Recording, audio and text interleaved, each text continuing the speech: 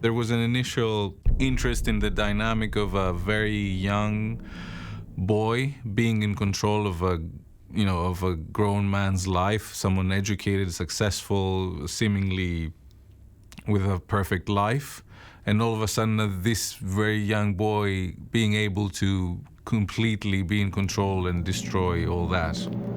Also, the medical profession and the ambiguity around the idea of fault, blame, guilt, justice, obviously, when it comes down to the actual story. So I don't know exactly when, which element came when, but, that's how I think the whole thing started. The world that Sacred Deer was taking place in was pretty bleak stuff, but I really wanted to work with Yorgos again. I think he's just a masterful director, and it's a very different set to be on. It's incredibly, not that every set is chaos, but there tends to be a lot of movement and motion and activity on film sets, and there is on Yorgos's also, but there's a sense of calm on his sets.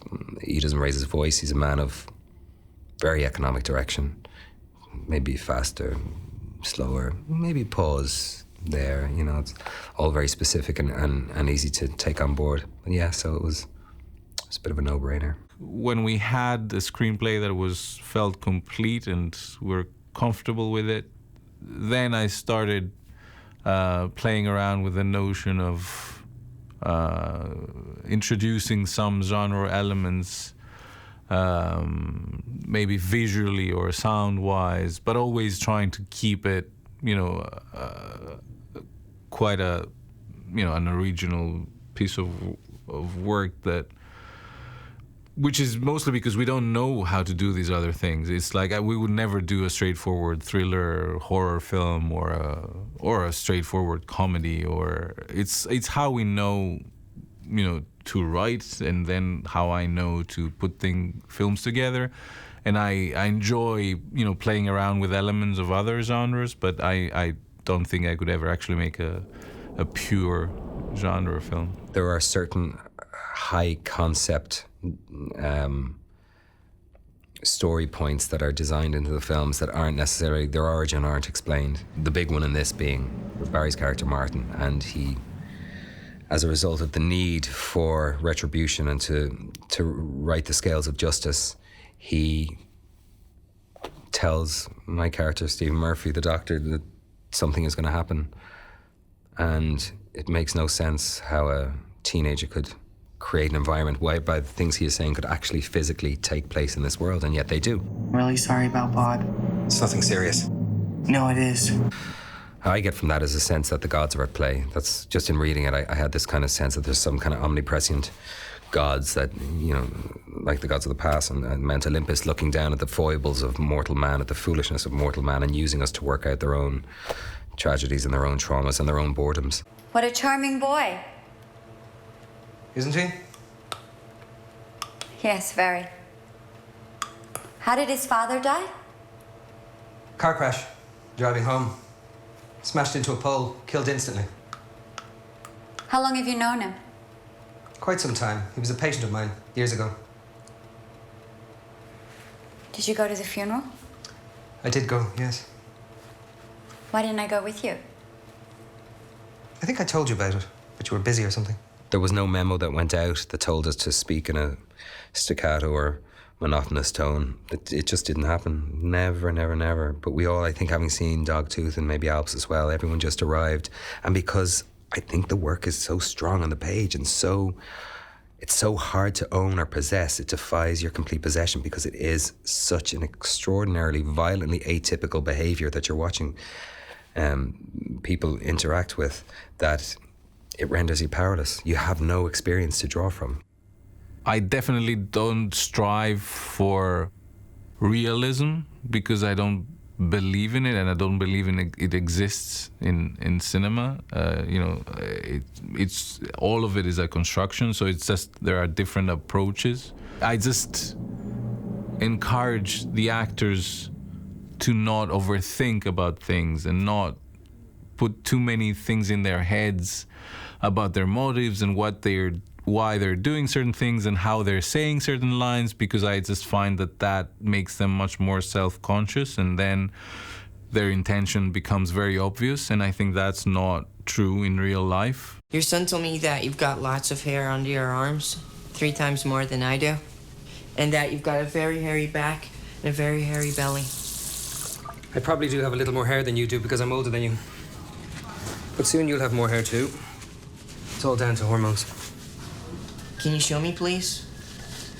Can you take off your shirt and show me, please? The presence of this teenager was really important, and you do get a lot just by watching someone, and it was I think I was very fortunate to find someone like Barry who could actually convey that complexity, not being a one-dimensional evil teenager, but at the same time being someone who seems naive and kind of nice and warm and awkward but evil and menacing at the same time. Can I tell you a secret? Don't tell her I told you. I think she likes you. I mean, she's attracted to you. But she says that's not true, but it is, I'm sure. And to be honest, I think you're perfect for each other. You'd make a great couple. I don't know how Barry works. I just think he's a great actor, and I think he's on a roll, man. I mean, he's been in some great films already, and he's done some wonderful work in them. And he's the loveliest fella. He's a real example of fortitude, genuine, and of taking some pretty weighty human experience and turning it into, alchemically turning it into gold, He was good when he could remember his lines. He was good. No. No, he had mouthfuls to say. Like, he really did. Oh my God. And Yorgos go, faster, very faster. But he was extraordinary to work with. I loved working with him. It was easy. It was just easy. This time around, I just had this feel that the camera should be almost like another presence, like an entity that followed all these people and, was hovering above them or creeping from below, and always be there, watching them, observing them. So with that as a start, we built this visual language of, really high angles following people around, or really low angles.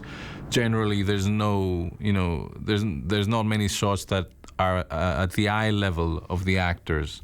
So it's always the feeling of someone being in a little corner or up in a corner observing these people, and the use of some very wide angle lenses also help have that feel, and a relatively claustrophobic feel as well, like small people in rooms that have been distorted by the wide angle lenses. Yorgos, his camera in this film has a kind of a voyeuristic element to it. You get this kind of spectral sense that something is always over a shoulder or watching, or even as he uses the zoom lens so slowly and so methodically that, a truth is being preyed upon by something other than the physical players you see in the space.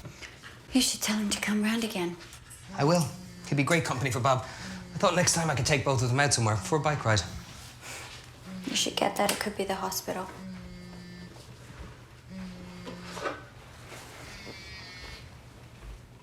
Hello? This is so detached from reality, and yet there's just enough of human weakness, fear, jealousy, self-preservation, and ultimately pain, even if the characters aren't registering it as much, to do a number on you.